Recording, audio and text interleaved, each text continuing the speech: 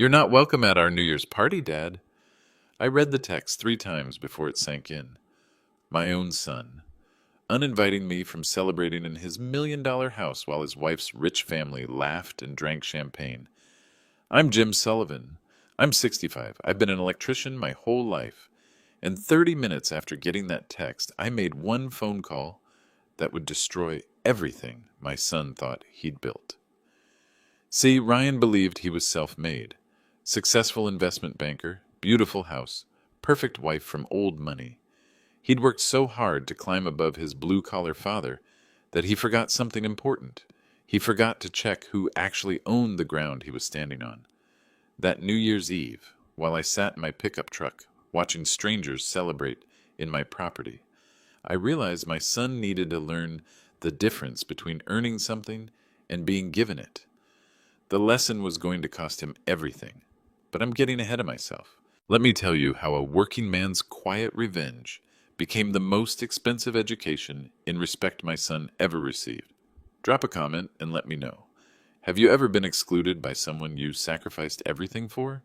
And hit that subscribe button because stories like this one don't tell themselves. I wasn't always the embarrassment Ryan made me out to be. 43 years ago, I started Sullivan Electrical with nothing but a toolbox and a beat-up van that barely made it up hills. Back then, Ryan's mother, Linda, was still alive, still believing in me when nobody else would. She'd pack my lunch every morning in a brown paper bag, kiss me goodbye at the door, tell me we were building something important for our family's future. Those were good years. Hard years, but good ones.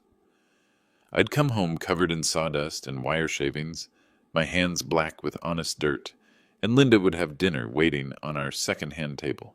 Ryan would run to the door when he heard my truck rumbling up our apartment building's driveway, wanting to see what tools I'd brought home, what stories I had from the job sites. "Daddy, did you fix the lights today?" he'd ask, eyes wide with the kind of pure admiration that only a 5-year-old can muster for his father. "Fix more than lights, buddy," I'd tell him, lifting him up so he could feel important. Fix people's problems, made their homes safe and warm. Linda would smile from the kitchen, proud of the life we were building one paycheck at a time. She never complained about the modest apartment, the second-hand furniture that didn't match, the way I had to stretch every dollar until it screamed. She believed in the future I was working toward with my bare hands. "Take care of our boy, Jim," she whispered on her deathbed 5 years ago. Cancer had stolen most of her voice by then, but not her love. I promised her I would. I promised I'd give Ryan everything I never had, growing up poor. After the funeral, I threw myself into work like a man possessed. Double shifts, weekend calls, holiday emergencies when families needed power restored. The insurance money from Linda's policy was substantial, $2 million. But I didn't touch a penny for personal use. Instead, I invested it, quietly, carefully. While Ryan finished his MBA and started his banking career, I was buying properties across the city. But what I built in silence would shock even Wall Street. Most people see an old electrician in work clothes driving a rusty pickup truck with tools rattling in the back. They see calloused hands, faded jeans, and work boots that have seen better decades. They don't see Sullivan Holdings, LLC. They don't see the 15 rental properties generating $28,000 a month in passive income. They don't see the $18 million real estate portfolio I've built one wire, one outlet, one honest day's work at a time. I lived small so Ryan could dream big. I kept driving the same truck, kept wearing the same clothes, kept living in the same modest trailer while my bank account grew and my property empire expanded. Every month, I'd take the rental income and buy another piece of real estate. Duplexes, small apartment buildings, commercial properties, anything that would generate steady cash flow and appreciate over time. 4 years ago, Ryan called me with panic in his voice. He'd just made senior vice president at Blackstone Financial, and he needed a house that matched his new status. The problem was simple. His salary was impressive on paper, but his savings account wasn't. "Dad, I found the perfect place," he said, excitement and desperation fighting in his voice. "But I need to move fast. These houses don't stay on the market long in this neighborhood. Everyone wants to live here." I drove over to see it that evening after finishing a commercial rewiring job. The house was beautiful, no question about it. A colonial-style mansion with 4 bedrooms, 3-car garage, and a backyard that could host corporate parties. The kind of place that whispered success to everyone who saw it.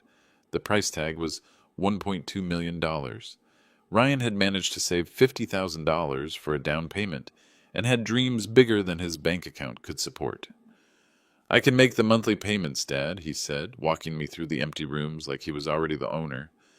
"But I need someone to co-sign, help with the down payment structure, just until I build more equity and establish a track record with this income level." Ryan had no idea he was living in Daddy's house. I looked at my son that night, ambitious, hardworking, desperate to prove himself in a world that judged success by your address and the car in your driveway. I remembered being his age, wanting so badly to provide for Linda, to show the world I was more than just another guy with calloused hands and dirt under his fingernails. That's when I made a decision that seemed loving at the time, but would teach us both lessons about pride, respect, and family. Through my shell company, Meridian Property Group, LLC, I structured what appeared to be a lease-to-own arrangement with favorable terms. Ryan thought he was getting a sweetheart mortgage deal from a private lender who believed in young professionals. The paperwork was complex, professional, completely legal, and completely misunderstood. Every month, Ryan sent $4,200 to Meridian Property Group, thinking he was paying down a mortgage principal and building equity in his dream home.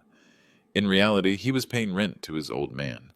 I covered the property taxes, the homeowner's insurance, the maintenance costs, the emergency repairs, all through the company structure. Ryan never knew his father was handling every problem behind the scenes.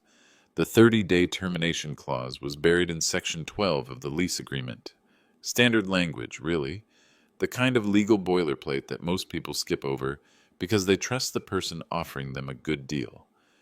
If the tenant violated terms, or if the landlord needed to reclaim the property for personal use, either party could terminate with 30 days written notice. Ryan signed it without question. He trusted Meridian Property Group, never thinking to investigate who owned the company or what their business model was. Why would he? The deal was too good, the terms too favorable. Sometimes people don't ask questions when they're getting exactly what they want. For 4 years, it worked perfectly. Ryan made his payments religiously, never missing a due date. That clause would change everything. Ryan threw dinner parties for his colleagues in my dining room, hosted barbecues for Ashley's family in my backyard, showed off his smart investment to anyone who'd listen. He was genuinely proud of what he believed he'd accomplished, proud of his independence, proud of being what he called a self-made success story. I was proud too, but in a different way. Proud of the invisible safety net I'd created without his knowledge. Proud of the quiet protection I could provide without diminishing his sense of achievement. When the central air conditioning died that first brutal summer, Meridian Property Group had a new unit installed within 6 hours. When the roof needed emergency repairs after a storm damaged half the neighborhood, the company took care of it overnight while Ryan was traveling for business. When the water heater failed on Christmas morning while Ashley's parents were visiting, I had a new one installed before Ryan even knew there was a problem. Ryan thought he had excellent property management and unusually responsive service. He bragged to his neighbors about how efficiently his mortgage company handled maintenance issues. He had no idea he had a father who loved him enough to handle every crisis behind the scenes, to ensure his success never wavered, to protect his reputation, even when it meant sacrificing recognition for my own generosity. But love without respect is just enabling, and enabling without boundaries is just weakness disguised as kindness. Ryan's promotion to senior vice president changed everything between us. Suddenly, he was making $350,000 a year and running with a crowd that measured human worth by zip codes, car brands, and social connections. The invitations to family dinners started coming less frequently, always with conditions attached. The phone calls got shorter and more formal. The visits became obligations he fulfilled rather than pleasures he enjoyed. At first, I told myself it was natural progression. Successful people get busy with important responsibilities. They have different pressures, different expectations, different social circles. But then I met Ashley Whitmore at their engagement party, and I understood what was really happening to my relationship with my son. Then he met Ashley, and everything got worse. Ashley came from what people politely call old money, the kind of wealth that's been in families for so many generations that spending it feels like a birthright rather than a privilege. Her father, Harrison Whitmore III, owned 3 country clubs and a sailing yacht named Privilege that was worth more than most people's houses. Her mother, Victoria, spoke with the kind of carefully modulated accent that comes from generations of private schools, European boarding schools, and finishing programs designed to teach young women how to look down on others with perfect politeness. When Ryan introduced me at their engagement party as my father Jim, Ashley's smile tightened just enough to let me know I didn't meet her family's standards for acceptable relatives. "Oh, you're in construction?" she asked, her eyes taking inventory of my clean but obviously off-the-rack clothes, my work-hardened hands, my lack of jewelry or obvious wealth signals. "Electrical work," I said, trying to match her polite tone. "Been doing it for over 40 years. Started my own company, built it from nothing." "How authentic," she said, the word dripping with the kind of condescension that wealthy people think sounds like a compliment. "It must be so satisfying to work with your hands." I watched Ryan's cheeks flush with something that looked uncomfortably like embarrassment, and that's when I knew I was losing my son to people who would never understand the value of honest work. That conversation was the beginning of the end of our close relationship. Over the following months, Ashley whispered in Ryan's ear about networking opportunities and social positioning. She talked about how important it was to surround yourself with the right kind of people, how success in business meant more than just professional competence. It meant class, breeding, the right social connections that could open doors. She never directly said I was the wrong kind of person for her husband to associate with publicly. She didn't have to. Her meaning was crystal clear in every polite smile, every subtle suggestion that Ryan might want to upgrade his social circle for his career's advancement. The Sunday dinners stopped first. The wedding invitation arrived on cream-colored cardstock, so thick you could use it as armor, with gold embossing that probably cost more than most people's monthly grocery budget. It was beautiful, expensive, and deliberately exclusive, the kind of invitation that made a statement about the kind of people who mattered in Ashley's world. At the bottom, in elegant calligraphy that seemed designed to intimidate anyone who couldn't afford their own calligrapher, it read, "Ceremony and reception limited to immediate family only. Black tie required. No exceptions." I stared at those words for a long time, sitting at my small kitchen table with Linda's photo, looking down at me from the wall. Immediate family only. I'd raised Ryan alone for the last 5 years of his life after Linda died. I'd been both mother and father, breadwinner and homework helper, coach and cheerleader, the person who taught him to tie his shoes and balance a checkbook. But somehow, in Ashley's carefully orchestrated vision of their perfect wedding day, I wasn't immediate enough. When I called Ryan to ask about the dress code, I didn't own a tuxedo and wasn't sure where to rent one. His voice carried that familiar tension I'd learned to recognize and dread. "Actually, Dad, about that," he said, and I could hear Ashley's voice in the background, though I couldn't make out the words. "Ashley and I talked, and we decided to keep the ceremony really small. Just parents and siblings, really intimate." "I'm your parent, Ryan. Your only living parent." I know, but Ashley's family has certain expectations about these things. It's going to be very formal, very traditional. The country club has specific requirements, and there's going to be a lot of business networking happening. You'd probably be more comfortable watching from home anyway. We're having the whole thing professionally filmed, so you won't miss anything important. The wedding was held at the Riverside Country Club, the kind of place where membership requires references from 3 existing members and a bank account with more zeros than most people see in a lifetime. The wedding invitation said immediate family only. I drove by the country club that morning, telling myself I was just curious about the weather, maybe checking to see if they needed any electrical work done on their facilities.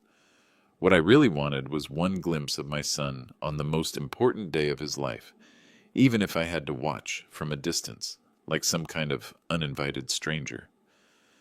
I parked across the street and watched through my truck's windshield as the wedding party assembled on the marble steps. Ryan looked handsome in his tuxedo, confident and happy as he greeted guests who arrived in cars that cost more than most people's annual salaries. Ashley was radiant in white silk and pearls, surrounded by bridesmaids who looked like they'd stepped out of a society magazine spread about perfect weddings. The guests arrived in Mercedes and BMWs and cars I didn't even recognize.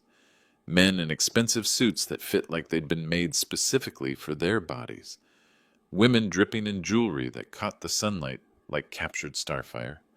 They air-kissed and laughed and sipped champagne on the terrace, while a string quartet played music I couldn't hear but could see in their elegant posture. It was everything Ashley had dreamed of. Elegant, exclusive, perfect in every detail. The kind of wedding that would be featured in society magazines and talked about for years in their social circle. The kind of wedding where a working-class father in a rented tuxedo would have stood out like a stain on white silk. I watched my son get married from a parking lot, uninvited to the most important celebration of his life, while strangers in expensive clothes took my place in his important moments. That night, I sat in my trailer with Linda's photo on the kitchen table, telling her picture about the day I'd missed. "I'm trying to keep my promise," I whispered to her smiling face, "but I don't know if I'm helping him or hurting him anymore." I decided to give him one more chance to remember who raised him, who loved him, who had always been there when he needed support. Christmas Eve should have been different, should have been a time for family, for traditions, for the kind of warmth that makes all the struggles worthwhile. I'd called ahead 3 separate times, asked if I could stop by with gifts for Emma, and maybe spend a few hours with my granddaughter. Ryan said yes each time, but each conversation was shorter, more strained, like he was checking items off a duty list rather than planning a family celebration. I arrived at 6 o'clock with wrapped presents for Emma. She was 8 months old then, my first grandchild, the light of my life, even though I'd only held her a handful of times. I also brought a bottle of wine I'd been saving for a special occasion, something nice enough to show I'd made an effort, but not so expensive that it would make Ashley uncomfortable. The house looked like something from a holiday magazine feature about perfect Christmas celebrations. White lights draped every window with mathematical precision. Silver ornaments caught the interior lighting like captured moonbeams, and everything was coordinated with the kind of perfection that takes professional help and unlimited budget. Through the floor-to-ceiling windows that I'd paid to have cleaned monthly, I could see other guests already there, people I didn't recognize holding crystal glasses, and making the kind of animated conversation that comes with champagne and professionally catered food. The laughter sounded expensive. Ashley answered the door in a red cocktail dress that probably cost more than I spent on groceries in 3 months. Behind her, I could hear classical music, the gentle clink of expensive dishes, and conversations about stock portfolios and European vacation plans. "Jim," she said, not moving from the doorway, not inviting me inside my own house. "This is unexpected." "Ryan said I could come by," I said, holding up the gifts, and feeling suddenly awkward. "I brought presents for Emma, Christmas gifts from her grandfather."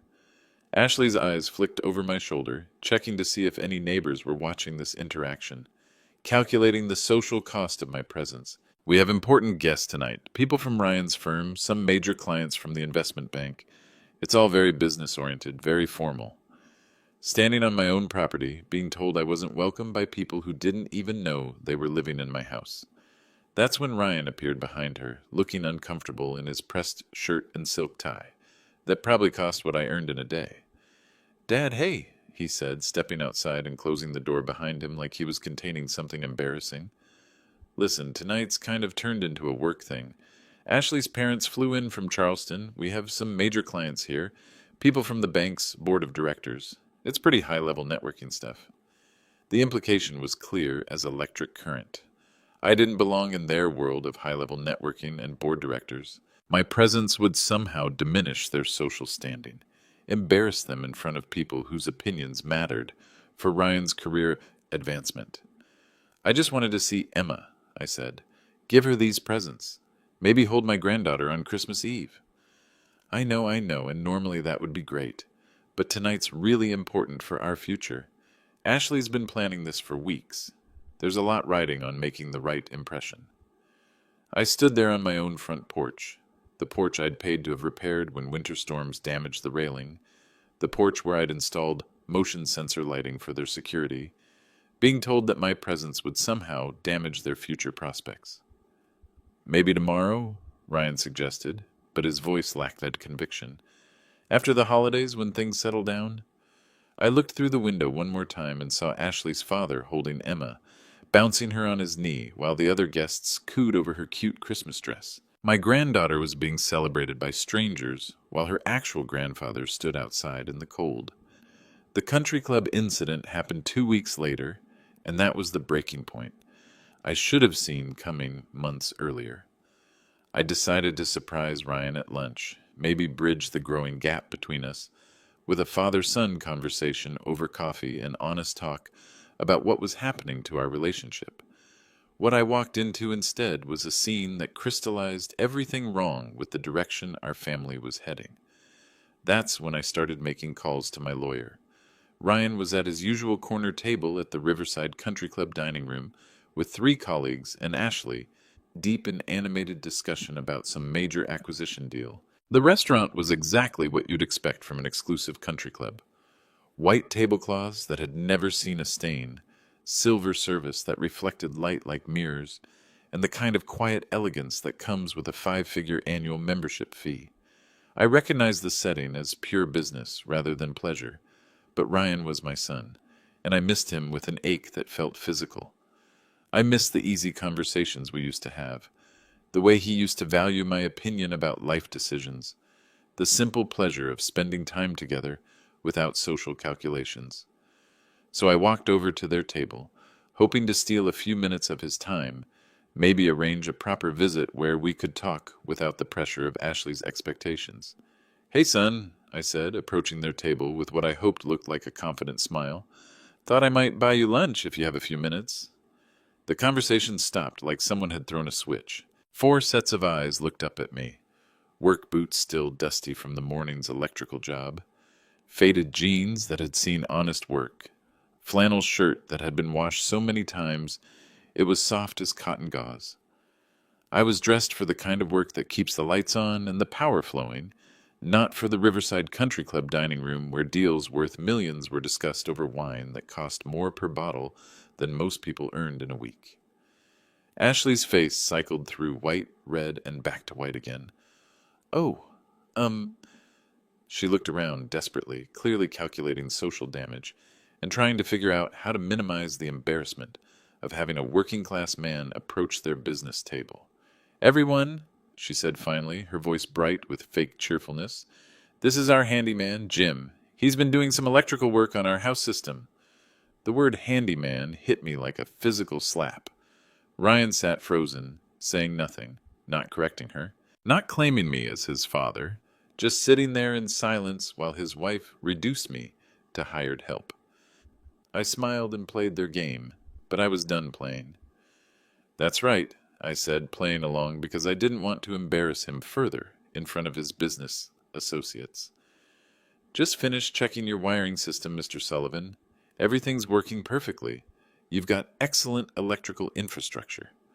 The colleagues smiled politely and nodded, then went back to their important conversation about market positioning and quarterly projections. Ashley looked relieved that I was playing along with her fiction. Ryan looked guilty but grateful, which somehow hurt worse than if he'd been openly ashamed.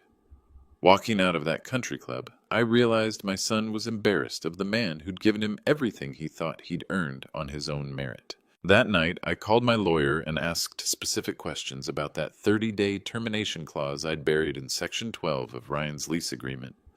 When Emma was born 3 months later, I thought everything would change between us. A grandchild has a way of putting family relationships back into proper perspective, of reminding people what really matters beyond bank accounts and social status and career advancement. I was completely wrong. The hospital had strict visiting restrictions due to policy changes, but somehow Ashley's parents managed to be there within hours of Emma's delivery. Her mother immediately started posting pictures on social media with captions like, "Our beautiful granddaughter arrives," and "Three generations of Whitmore women." Her father brought expensive flowers and champagne to celebrate with the nursing staff, making sure everyone knew this was an important family event. The local newspaper's society page ran a photo of 3 generations of Whitmores welcoming the newest addition to their distinguished family line. Ashley's mother was quoted talking about their plans for Emma's education at the finest private schools, her future debutante ball, the trust fund they were establishing for her Ivy League education. I learned about Emma's birth from a Facebook post that showed up in my newsfeed 12 hours after she was born. When I called the hospital to congratulate Ryan and ask about visiting hours, his voice was apologetic but firm in a way that told me Ashley was probably listening to every word. They were stealing my family from me piece by piece. "Dad, we're limiting visitors right now," Ryan said, his voice carefully controlled. "The doctors said too many people can be overwhelming for new mothers in the first few days. Ashley needs rest to recover properly." "I just want to meet my granddaughter," I said. "Hold her for a few minutes. Tell her about her grandmother Linda." I know. Maybe in a few days, when things settle down and Ashley feels stronger." I drove to the hospital anyway because some things are more important than social protocols and visiting restrictions. Through the maternity ward window, I watched Ashley's mother hold my granddaughter while Ashley's father took pictures with professional-grade camera equipment. Ryan stood behind them, beaming with pride, surrounded by his wife's family, like they were the only grandparents who mattered in this child's life. I pressed my hand against the cold glass and whispered, "Hi, Emma. I'm your Grandpa Jim. I love you already." A nurse noticed me standing there and approached with professional concern. "Sir, are you looking for someone? Can I help you find a patient room?" "I'm looking for my son," I said, pointing through the glass. "That's my granddaughter being born today." She looked confused, then sympathetic when she realized I was on the outside looking in. "I'm sorry, sir. Only immediate family is allowed in the maternity ward during restricted hours." Immediate family. That phrase was becoming the soundtrack of my exclusion from Ryan's life. 2 weeks later, I showed up at the house with gifts I'd spent weeks preparing. A hand-carved wooden rocking horse I'd made in my workshop during long evenings, organic baby clothes I'd researched carefully, and a college fund savings account I'd opened with an initial deposit of the $10,000. Ashley answered the door but didn't invite me inside my own house. "Ryan's sleeping," she said through the barely opened door. "The baby's been fussy all night. He needs rest before going back to work." I could hear Emma crying inside my own house while I stood on my own doorstep, holding gifts for a granddaughter I wasn't being allowed to know. 3 months after Emma's birth, I made one final attempt to bridge the growing canyon between us. I called Ryan directly and asked if we could meet for coffee, just the two of us, father and son. No Ashley, no colleagues, no social pressure to perform for anyone else's expectations. "Just us," I said, "like we used to when you were younger and had problems you wanted to talk through." We met at Murphy's Diner downtown, the kind of place where electricians and investment bankers could sit at the same counter without anyone caring about dress codes or social hierarchies. Ryan looked exhausted, carrying the bone-deep tiredness that comes with new parenthood, demanding careers, and trying to maintain perfect appearances at all times. But he also looked uncomfortable, like he was worried someone from his social circle might see us together and draw conclusions about his background that would damage his carefully constructed image. "Dad," he said after we'd ordered coffee and sat in awkward silence for longer than felt natural, "I know things have been distant between us lately." "That's one word for it," I said, studying his face. He'd lost weight since Emma's birth, aged in ways that had nothing to do with sleepless nights, and everything to do with the stress of trying to be someone he wasn't. He shifted in his vinyl booth seat, avoiding direct eye contact, like a teenager who'd been caught in a lie. Ashley thinks we should establish some boundaries about family time, about expectations, about maintaining our independence as a nuclear family unit. What kind of boundaries are we talking about? Well, like giving us space to build our own life together, not depending on family for everything, not having people think we can't handle our own affairs or make our own decisions. I almost laughed at the irony, but it would have sounded bitter and angry. Depending on family for everything? You know what I mean, Dad. We're doing really well financially. We don't need help anymore. We're completely self-sufficient now. That's when I decided to test whether my son had any clue how much help he was actually receiving every single day. Self-made, in my house, with my money. Ryan, I said carefully, like I was handling live electrical wire, do you know who Meridian Property Group is? He looked puzzled, like I'd asked him to explain advanced calculus. The company that holds our mortgage? Yeah, of course. Why would you ask that? Do you know anything specific about them? Who owns them? How they operate? What their business model is? Not really, he shrugged, clearly wondering why his father was asking about mortgage companies during what was supposed to be a personal conversation. They gave us a really competitive rate, handle all the property management stuff efficiently, respond quickly to maintenance issues. They're great to work with. Why are you asking about them? I looked at my son, successful, confident, completely oblivious to the reality of his own living situation, and made a decision right there in that diner booth that would change both our lives forever. December 30th started like any other day. I was in my workshop, carefully rewiring an old lamp for Mrs. Henderson next door, when my phone rang. I expected a service call, maybe someone with holiday electrical emergencies that couldn't wait until after New Year's. Instead, it was Ryan, and his voice carried that familiar emotional distance that had become our new normal. Hey, Dad, quick question about tomorrow night. Tomorrow's New Year's Eve, I said, setting down my soldering iron and giving him my full attention. I figured I'd come by around 8, help you set up decorations if you need anything. Maybe hold Emma while you and Ashley get ready for your guests. The silence on the other end stretched too long, way too long.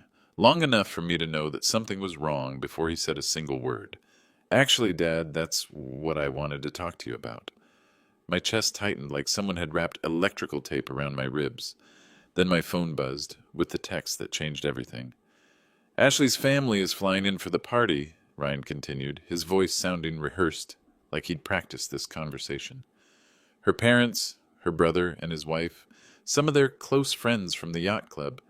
It's going to be pretty upscale, you know, formal dress, business networking, that kind of high-level social event. I set down my tools completely, giving this conversation the serious attention it clearly required. And, well, we thought, maybe this year you could sit this one out? Let us handle the hosting ourselves. It's kind of an important night for Ashley's family to see how we've established ourselves in the community. The words hit me like touching a live wire without proper protection. Sit this one out. Like I was some burden they needed to manage around, some embarrassment they needed to hide from their important friends and business associates. Ryan, I said, keeping my voice steady despite the anger building in my chest like electrical current looking for ground. Are you uninviting me from your New Year's Eve party? It's not like that, Dad. It's just, you know how Ashley is about these social things. Image matters in our business circle. First impressions, networking opportunities, career advancement, all that stuff that affects our future. Then my phone buzzed with a text message that I read once, twice, 3 times, before the words fully penetrated my consciousness. You're not welcome at our New Year's party, Dad. Ashley's family will be there, and we need to maintain a certain image. Hope you understand. Maintain a certain image. Hope you understand. 35 years of sacrifice, late-night emergency calls to pay for his education, missing my own social opportunities to make sure he had everything he needed, reduced to an image problem that needed to be managed. At 8 o'clock that night, I found myself sitting in my pickup truck outside Ryan's house. My house, though he didn't know that yet. Watching my son's New Year's Eve party through windows I'd paid to have cleaned and maintained for 4 years. I was watching my son celebrate in my house while I sat in the cold like some kind of unwanted stranger. Cars lined the street like an expensive auto show. Mercedes with custom plates, BMWs that looked like they'd never seen a parking lot, a Bentley with plates reading Yacht 1 that I recognized as belonging to Ashley's father. Every vehicle represented more money than most families saw in years. Through the floor-to-ceiling windows that I'd had professionally cleaned just last week through Meridian Property Group's maintenance contract, I could see people in cocktail dresses and tailored suits that fit like they'd been measured by personal tailors. They held champagne glasses that caught the interior lighting like liquid crystal, laughed at conversations I'd never be invited to join, moved through my living room like they owned every square foot.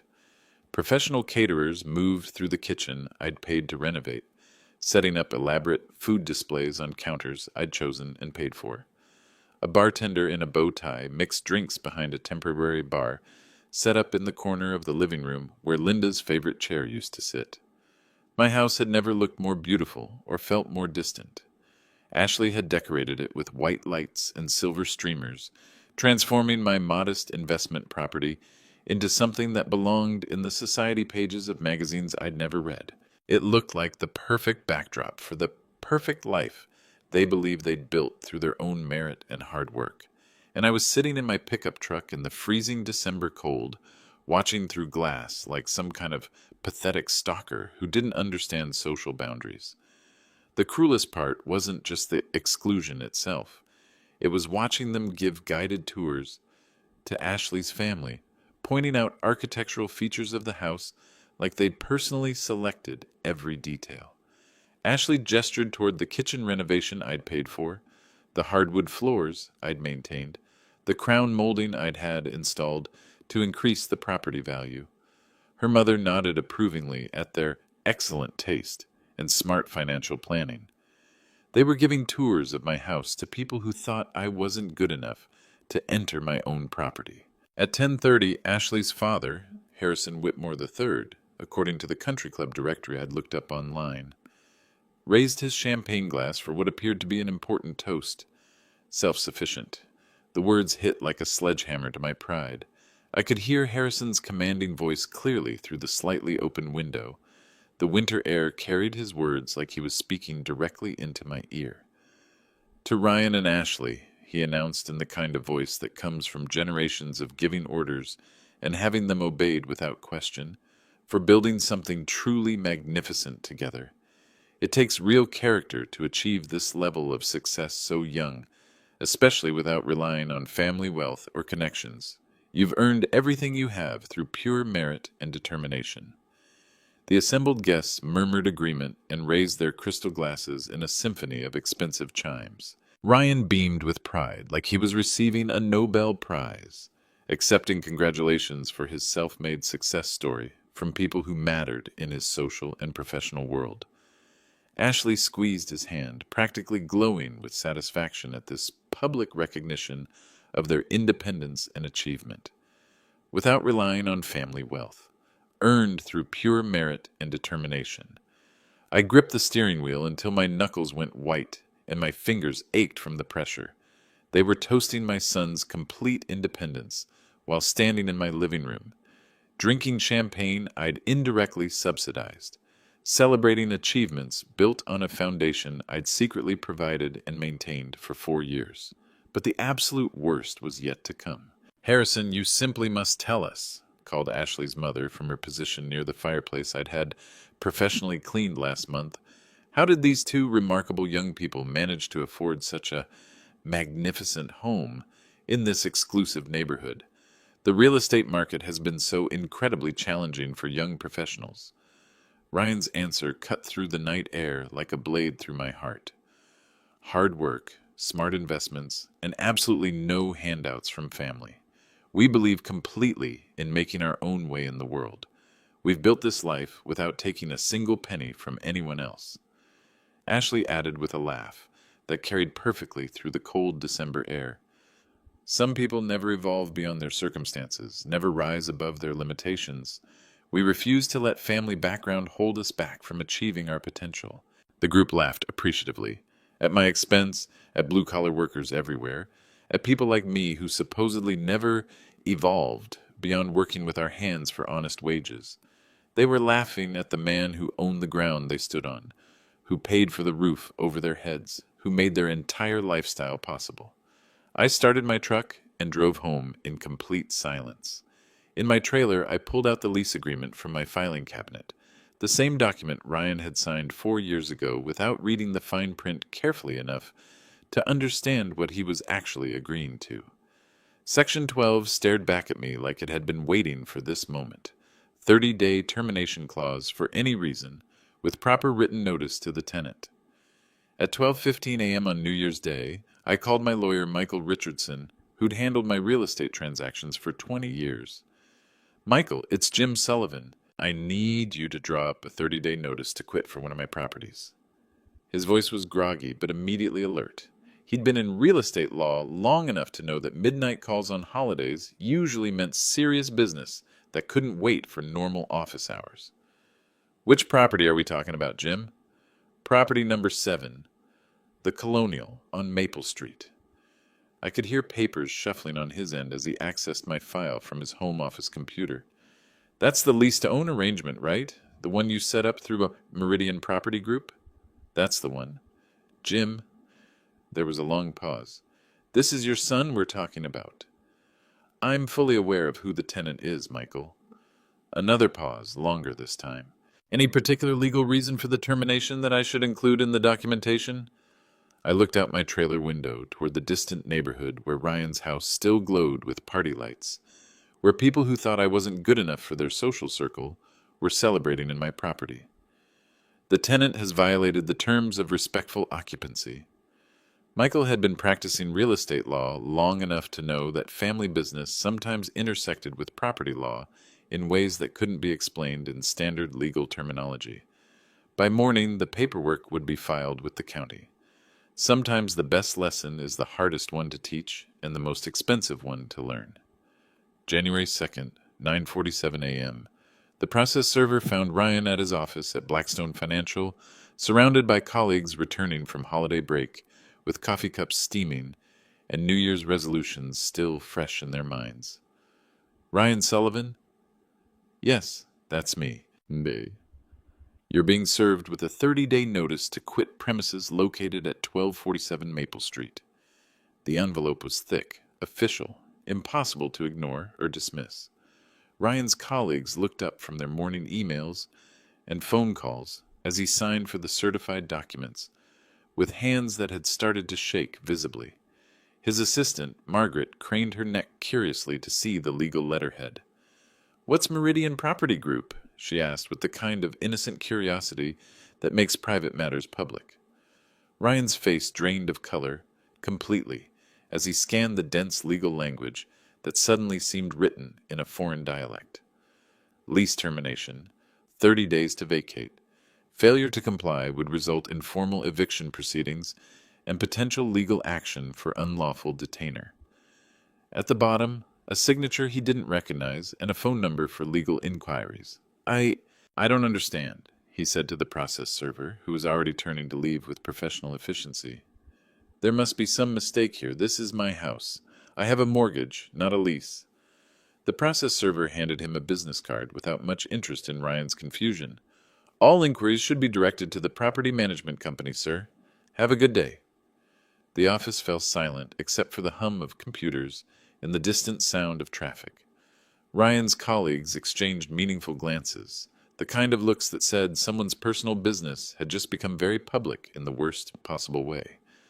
Ryan's perfect world started cracking like faulty electrical insulation. For the first time in 4 years, Ryan Sullivan was about to discover the difference between what he owned and what he thought he owned. He called in sick and drove home with documents clutched in his shaking hands, his mind racing through possibilities that all led to the same terrifying conclusion. Everything he believed about his life was wrong. What do you mean, notice to quit? Ashley demanded, reading over Ryan's shoulder as he spread the legal documents across the kitchen table. My kitchen table, in my house, though they still didn't fully grasp that reality. Ryan's hands trembled like he had a medical condition as he tried to make sense of legal language he'd signed, but never bothered to understand. The words seemed to swim on the page. Tenant, landlord, lease agreement, termination clause, eviction proceedings. Look at this letterhead, he said, pointing to the company name with a finger that shook uncontrollably. Meridian Property Group, LLC. They're claiming we're tenants, not homeowners. Ashley's face cycled rapidly through confusion, disbelief, and mounting fury. That's completely impossible. We own this house. We've been paying a mortgage for 4 years. We pay $4,200 a month to... She stopped mid-sentence as a terrible realization began to dawn on her. To who exactly, Ashley? Who do we send those monthly checks to? To the mortgage company. To... She grabbed their checkbook from the kitchen drawer, flipping frantically through old payment stubs. To Meridian Property Group. Ryan stared at the evidence spread before him, like pieces of a puzzle that formed a picture he absolutely did not want to see. 4 years of payments. 4 years of believing they were building equity, paying down principal, investing in their future security. The paperwork told a completely different story. Jesus Christ, Ryan whispered, his voice barely audible above Emma's crying from her high chair. We've been renting this entire time. Ashley snatched the lease agreement from his hands, scanning the terms they'd both signed without truly reading or understanding. This cannot be legal. Nobody signs a lease thinking it's a mortgage. This has to be some kind of fraud. But there it was, in black and white legal language that left no room for misinterpretation. Sullivan Holdings. That couldn't possibly be a coincidence. Ryan grabbed his phone with fingers that felt completely numb and dialed the number printed on the letterhead. When the receptionist answered, her voice was professional, but somehow familiar in a way that made his stomach clench. Meridian Property Group, this is Sullivan Holdings. How can I help you today? Sullivan Holdings. The name hit him like a physical assault to his chest. I need to speak to someone immediately about 1247 Maple Street, he managed to say. One moment, please. I'll transfer you to the principal owner. The hold music seemed to last forever, while his entire world shifted on its axis. Ashley paced the kitchen frantically, Emma crying in her arms, both of them staring at Ryan like he possessed answers to questions he didn't even understand yet. Then a voice came on the line that made his world collapse completely. This is Jim Sullivan, principal owner. How can I help you? The phone nearly slipped from Ryan's grasp. Jim Sullivan. His father's name, his father's voice. Calm, professional. Completely in control of a situation that was destroying Ryan's understanding of his own life. Dad? The word came out like a question, though he knew the answer. Silence on the other end that stretched like an eternity of judgment. Then calm as death itself. Hello, Ryan. Dad, what the hell is going on? Why is your name on these legal papers? Why are you doing this to us? Because I own the house you've been living in for the past 4 years. The words hit like a sledgehammer to everything Ryan believed about himself. Ashley grabbed the phone from his hands with desperate fury. Mr. Sullivan, this is Ashley. There's been some terrible mistake. We own this house. We have a mortgage. We've been making payments religiously for years. You've been making rent payments to my company, I said, my voice carrying the patience of someone explaining basic arithmetic to a confused child. Check your paperwork carefully. It's a lease-to-own agreement, not a mortgage. It always has been.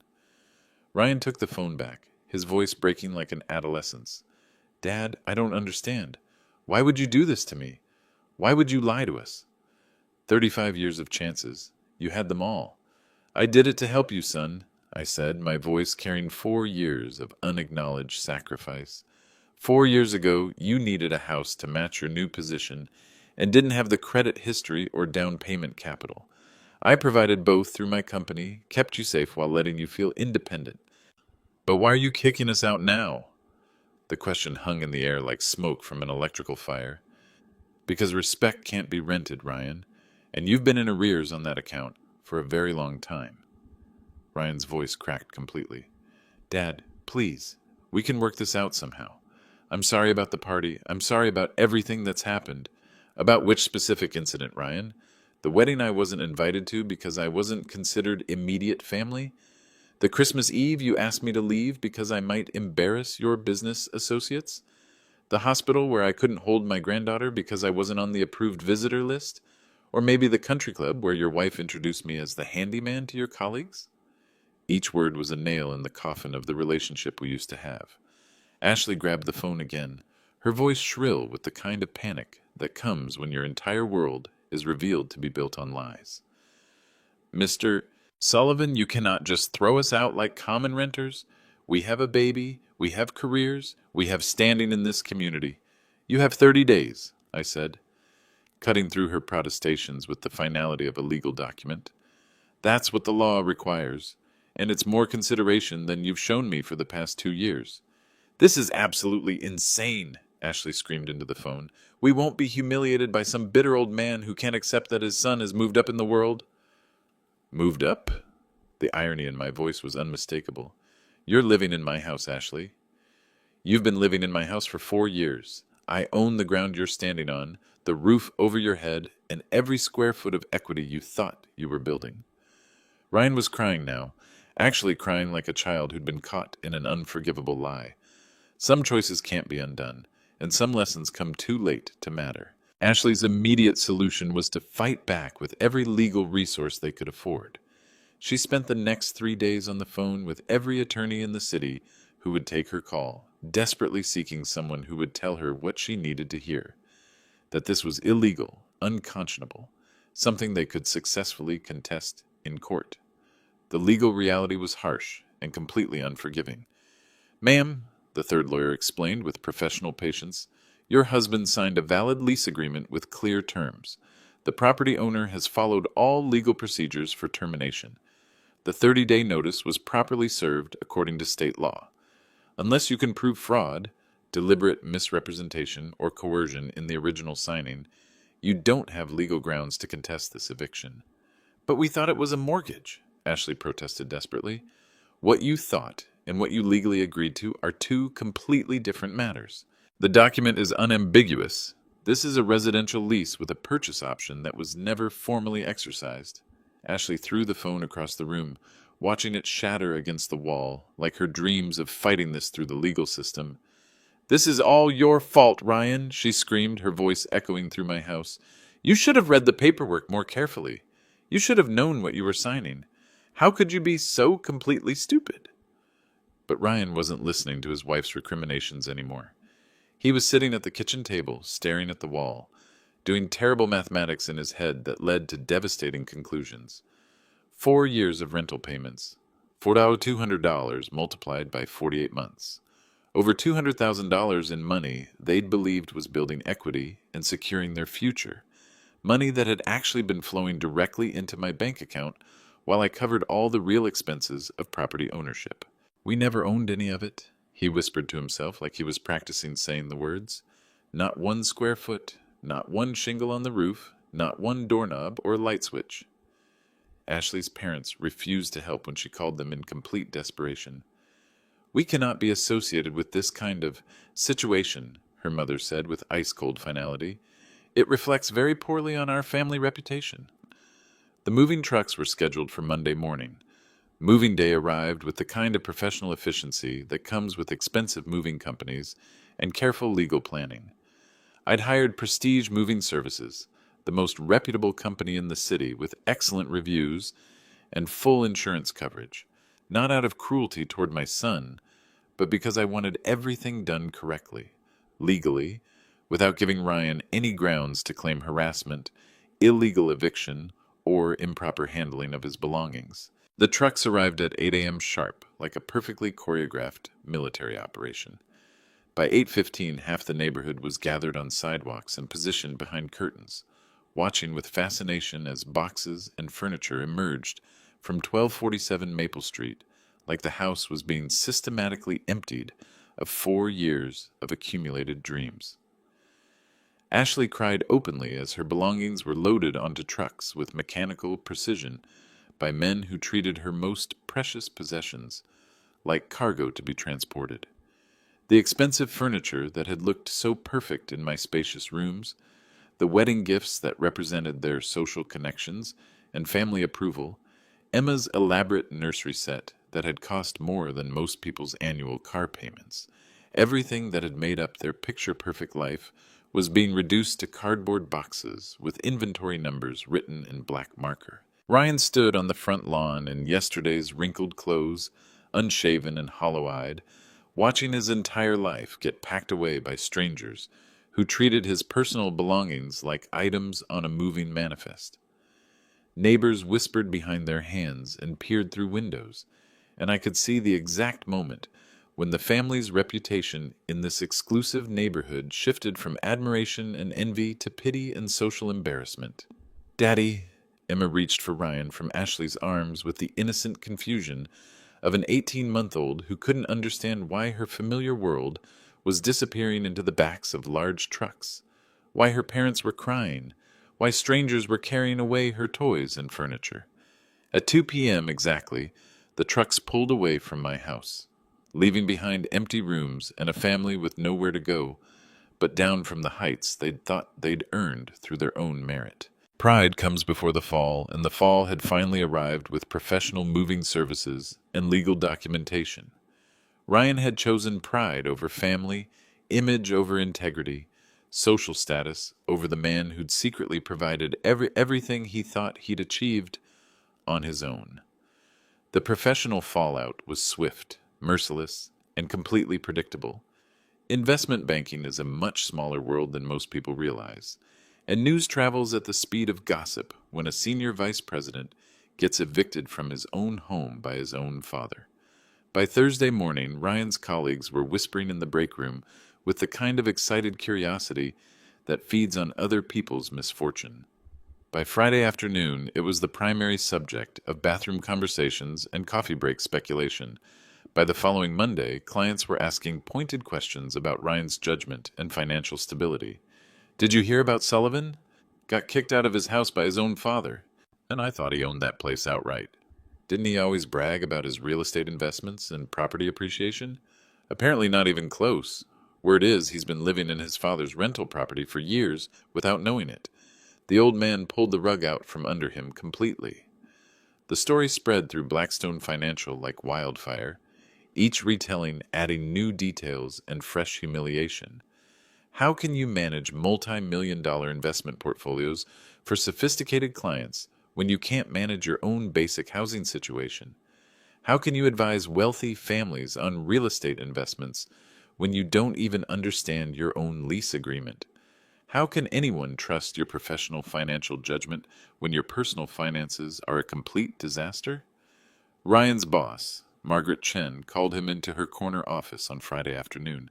Her expression was the kind of carefully controlled, professional concern that meant someone's career trajectory was about to be discussed in very serious terms. "Ryan, I need to ask you directly. Are you experiencing significant financial difficulties that might affect your work performance or judgment with client accounts?" "No, ma'am. This was purely a family situation. Personal issues that won't interfere with my professional responsibilities." "A family situation that resulted in eviction proceedings and public legal action?" Ryan's face burned with shame that felt like actual physical heat radiating from his skin. "It's complicated, but it won't affect my work." "I'm sure it's complicated, but our clients trust us with their most important financial decisions and their family wealth. If you can't handle your own family's finances and housing arrangements, how can they be confident you can handle theirs?" Their perfect life was built on lies, and now everyone could see the foundation cracking. Ashley filed for separation on a Thursday morning in February, exactly 6 weeks after moving day. The papers were served while Ryan was eating instant oatmeal in their cramped studio apartment, trying to explain to 18-month-old Emma why they couldn't go to the big house anymore, why Grandpa Jim never visited, why Mommy cried so much during phone calls with her parents. "I cannot continue living like this," Ashley announced, her designer suitcases already packed and positioned by the door like an evacuation plan. The humiliation, the constant whispers, the endless questions from my family and friends. My parents have a social reputation to maintain, Ryan. This entire situation doesn't meet our family's standards. So you're taking Emma away from me? I'm taking our daughter to live somewhere she won't be embarrassed by her father's poor judgment and questionable decision-making abilities. The irony was perfect and terrible in ways that cut deeper than any knife. Ashley, who'd spent 2 years systematically excluding me from Emma's life, was now using my granddaughter as a weapon against my son. The pattern was repeating itself exactly. One generation removed, like a genetic disorder of the heart that passed from parent to child. Ryan signed the temporary custody papers with hands that shook like he had a progressive medical condition. The terms were financially and emotionally devastating. Emma would live with Ashley's parents during weekdays, visit Ryan on alternating weekends only. Child support? $1,800 per month from his already stretched and damaged salary. After Ashley left, taking Emma and most of the remaining furniture that fit their reduced circumstances, Ryan sat alone in his studio apartment, surrounded by furniture that looked completely ridiculous in the cramped space. The leather sofa that had commanded attention and respect in my spacious living room now dominated the entire apartment like a monument to his former success. The dining room set that had hosted elegant dinner parties and important business meetings was crammed into a kitchenette barely big enough for two people to stand in simultaneously. Everything that had made him feel successful, accomplished, worthy of respect was gone. The house, the wife, the perfect family image that had opened doors and impressed clients, and made Ashley's parents approve of their daughter's choice in husband. At night, Ryan would video call Emma, watching her babble and reach for the phone screen, while Ashley's mother held her in rooms he'd never be invited to enter. 6 months later, on a Sunday morning in July when the summer heat made everything shimmer like a mirage, Ryan showed up at my trailer completely unannounced. I was working on my truck in the driveway, replacing worn brake pads and enjoying the quiet satisfaction of honest mechanical work when I heard footsteps crunching across the gravel. I looked up from under the hood to see my son standing there, thinner than I remembered him ever being, wearing faded jeans and a plain t-shirt instead of the expensive suits that used to be his daily uniform. His face carried the kind of bone-deep exhaustion that comes from learning hard lessons about life the most painful way possible. "Hi, Dad." I set down my wrench and wiped my hands on an old rag that had seen better decades, taking my time to really look at him. "Ryan, can we talk? I mean, really talk this time?"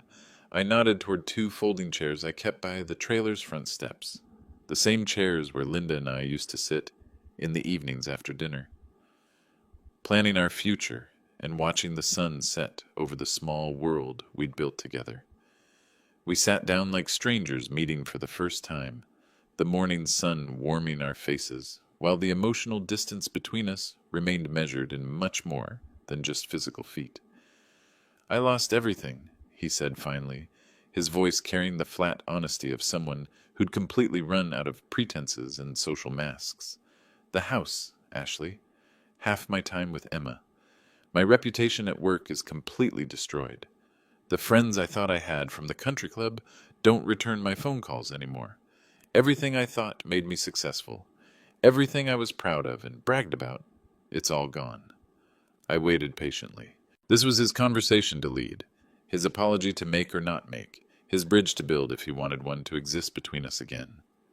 "But the absolute worst part isn't losing all the material stuff, Dad. The worst part is losing you. Losing the relationship with the man who actually built everything I was bragging about, who made my whole life possible while I was busy being ashamed of him in front of people who didn't matter." His voice cracked on those last words like he was 16 years old again, asking for forgiveness after staying out past curfew.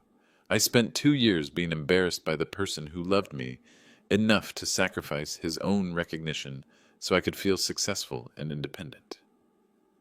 I chose people who didn't even like the real me over the man who'd been protecting me and supporting me my entire life, Ryan continued, tears starting to flow without any attempt to hide them. I let Ashley convince me that you were somehow holding me back, when the truth was you were the only thing keeping me from falling. He pulled out his phone with shaking hands and showed me a recent picture of Emma. She was walking confidently now, her chubby legs carrying her across what looked like Ashley's parents' marble foyer. She had Linda's smile and Ryan's stubborn chin, and she was beautiful in the way that only toddlers can be when they're discovering the world. She's walking everywhere now, taking real steps, climbing on everything, getting into trouble. He managed a weak smile.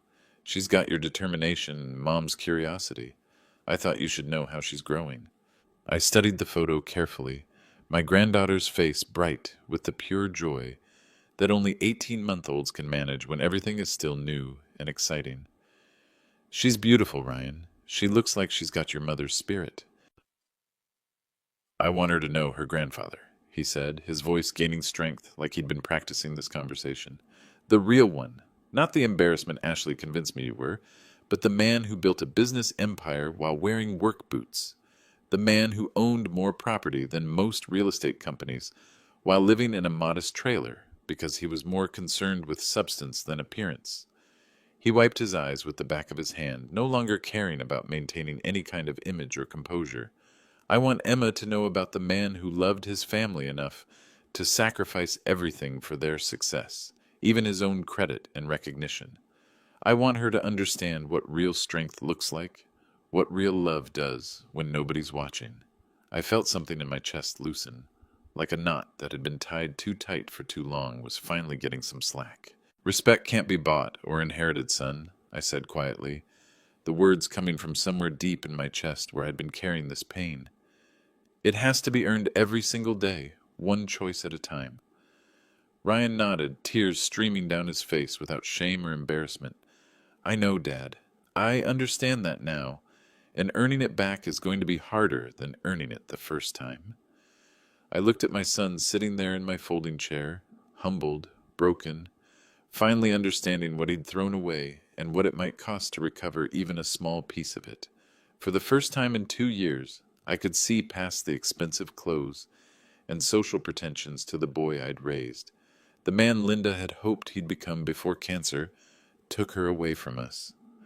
I've been thinking about Mom a lot lately, Ryan said, his voice barely above a whisper, about what she'd think of the man I became, the choices I made, the way I treated you.